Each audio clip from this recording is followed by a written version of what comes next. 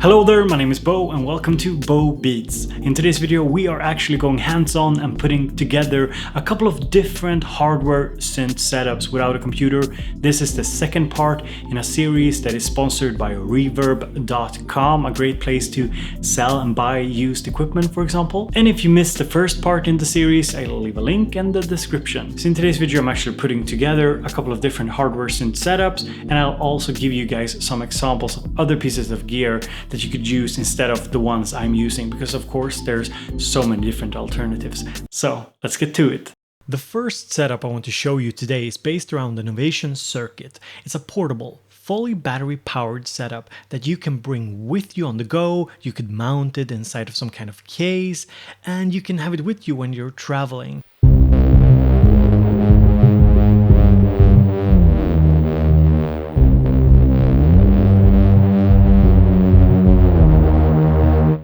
So it's centered around the circuit, and then we also have the Volca keys, which is a very nice entry-level polyphonic analog synthesizer, and we also have a little stylophone Gen X1. Now this is not something I recommend for a beginner, it's more something that is fun to have, and I'm using it as an effects unit in this setup. Next up we have the Mini Jams. This is an analog filter and a mixer, a mono mixer. They also have a drum machine and a little synth. I don't really like those. I much prefer the filter, which has a nice analog tone to it, and the hub, which you can use to record onto an SD card. So it's actually a 3-channel recorder as well. So to hook up this setup, you start by plugging in this breakout cable. This is a MIDI breakout cable, and plug it into the output. Then you can insert a real MIDI cable into it, and then you put it into the input of the Volca. Next up we're connecting the audio. So I'm going out from the Volca keys and I'm splitting the signal so I can get a wet signal through the delay of the stylophone. So the stylophone works as a delay unit, and I can also get a dry signal out of the Korg Volca keys into the mixer. That way I have additional control blending between the delay signal and the dry signal. Next up I'm hooking up the circuit. Now you could go from the big outputs in the back, but it's a little bit more convenient since everything's on mini jack here to go from the headphones output into the mixer, and it's mono. And I'm also running the circuit through the Mini Jam Tech filter. This adds a layer of control. Also you can kind of cut away some of the high frequencies using the filter and give it kind of this dark lo-fi vibe. And everything is mono, do keep that in mind. So in order to control the Volca keys, I've turned down the volume in the mixer section of the circuit, and I'm using the channel number 1 on the circuit to control the Volca keys that is running through the stylophone into the mixer, and it sounds like this.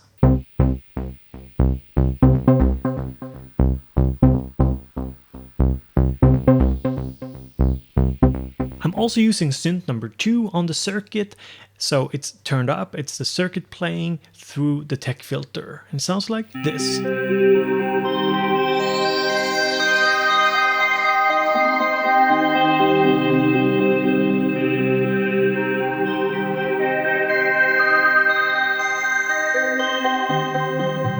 And then we have the 4 drum channels that are also running mono through the tech filter. And when they are running all together, it sounds like this.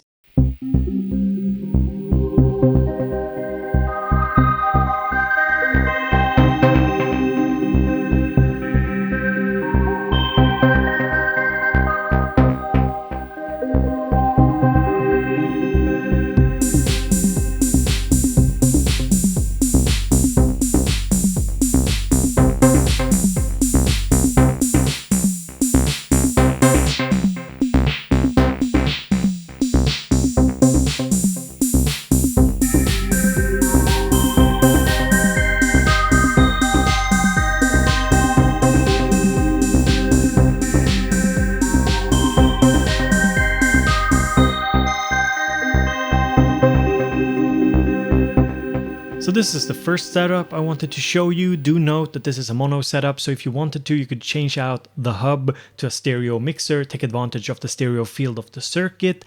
Now next up I want to play you a little demo I made with this setup, and then we're going to look at setup number 2.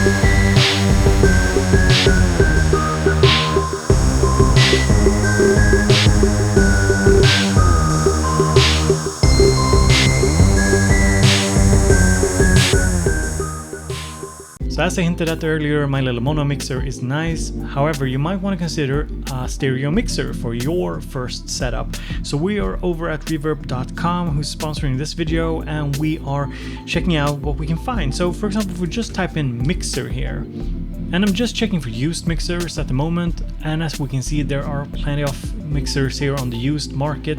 Now, which brands should you get? Well, I'd say that some of the big ones are Mackie. Here, for example, we have an Onyx mixer, a 12-channel mixer. I think this one is probably going to work very nicely. We could also look for Soundcraft mixers. As you can see, there are quite a few. This is a nice brand that I can definitely recommend. There are, simply put, so many mixers to choose from, brand new or used. What you should be looking for is always buying something that is a little bit larger than you think you need, because once you run out of channels, you run out of channels, and you don't want to upgrade your mixer, every couple of months. So if you think you need, say, 6 channels, I think you should go for maybe 12 channels instead, because you never know. So this is the second setup I wanted to showcase today, and just as I talked about in the previous video, we're using the Digitakt from Elektron as our brain. This is what sequence the other pieces of equipment.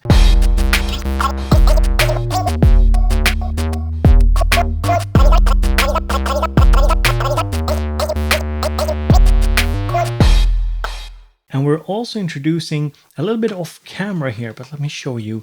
We're introducing the Kenton Through 5. This is a MIDI splitter or MIDI through box.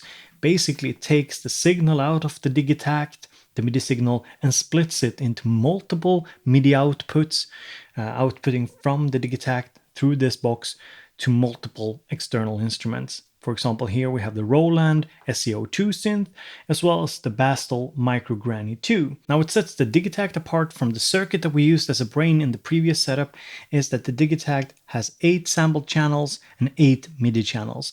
So these are pure MIDI channels that are only meant to sequence external gear, and you can also do some very interesting mapping. So you have 8 knobs that you can map to different CC values on an external synth. So you could be controlling, for example, the parameters of the Micro Granny 2 from the circuit, or the parameters of the SE02. So you can sequence and control 8 synths from, or samplers from, this device. And that you cannot do on something like a circuit. So I'm controlling the SE02 from MIDI channel number 1 here. And I'm controlling the Micro Granny 2 from MIDI channel number 2 here. And this is very nifty, because the Micro Granny is you could say it's a 1 voice but 6 sample sampler. So this means that you can only play 1 voice, 1 sound at a time. And it's worth mentioning that this is a granular sampler. Basically, you can cut down a sample into smaller pieces and tweak it, so you get these kind of strange samples from it. So together with, say, a delay here, you can get some really cool samples.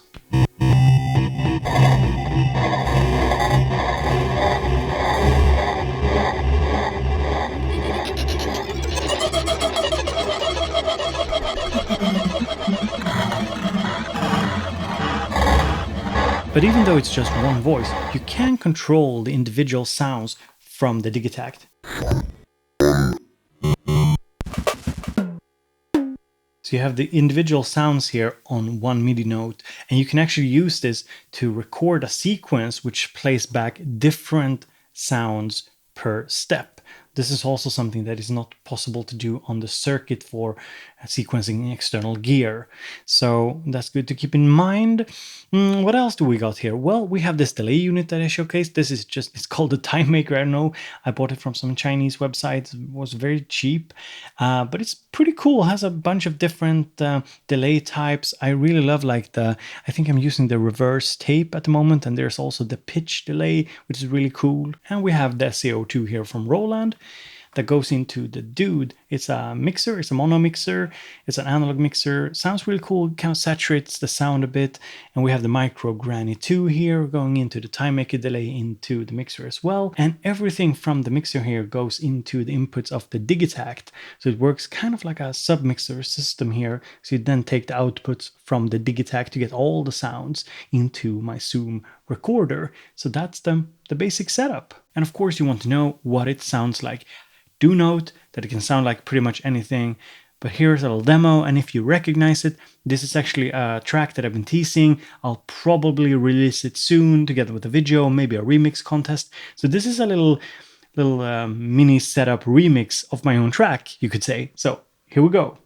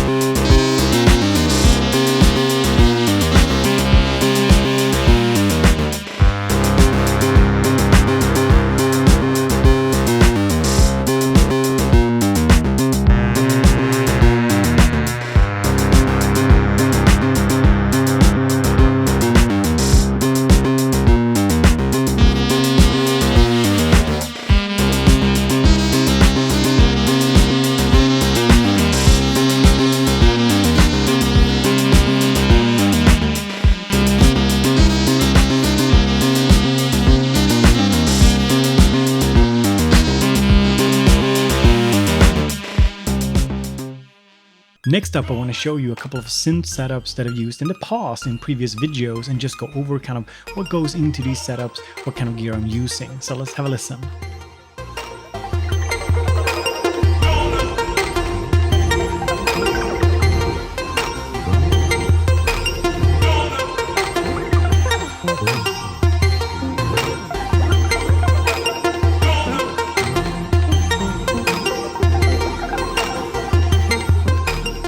In this setup, the circuit acts as a sequencer and it sends note values to the Volca keys, which in turn is routed through a reverb pedal.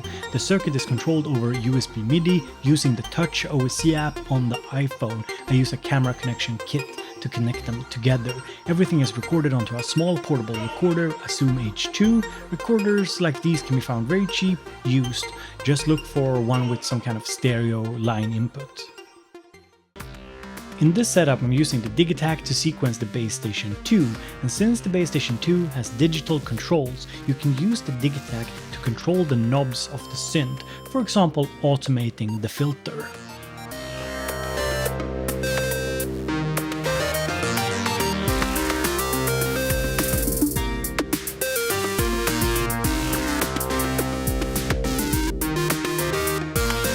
In this setup example, I'm using an analog drum machine / Groovebox from Elektron and a Moog Sub 37, which I'm playing live.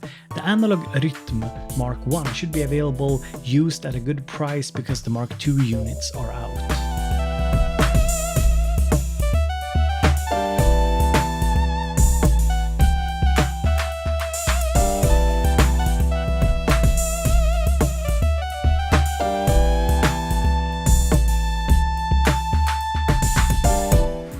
For this last example, I'm using a Moog Sub 37 playing a bass line using its own internal sequencer.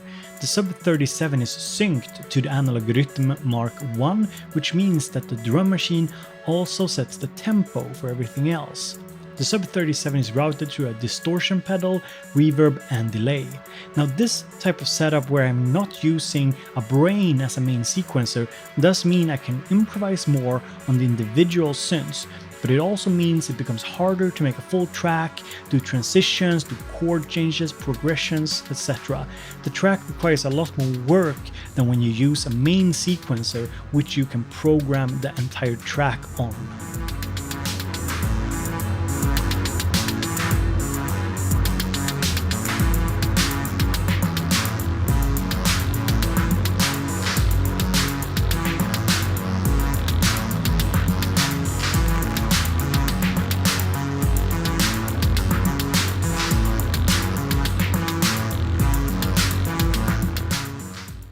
So this was the second part in how to build a hardware synth setup. If you missed the first part, go to link in the description. The third part and last part will be about how to record your setup. So how to record it into, say, a computer or a recorder or other solutions. We'll go over that. So if you have any questions about that, be sure to leave it down in the comments section. And this video was made possible by my sponsors over at reverb.com, a great site for buying and selling equipment. So you can go and check them out in the link down below. And if you want to support what I'm doing here, head over to patreon.com/BoBeats. If you decide to become a monthly patron, you do get access to simplysynth.com. That's our synth forum where we are hanging out. It's actually quite a good vibe over there, very mature, friendly, so that's something to consider. So thank you for watching, and I hope to see you in the next video.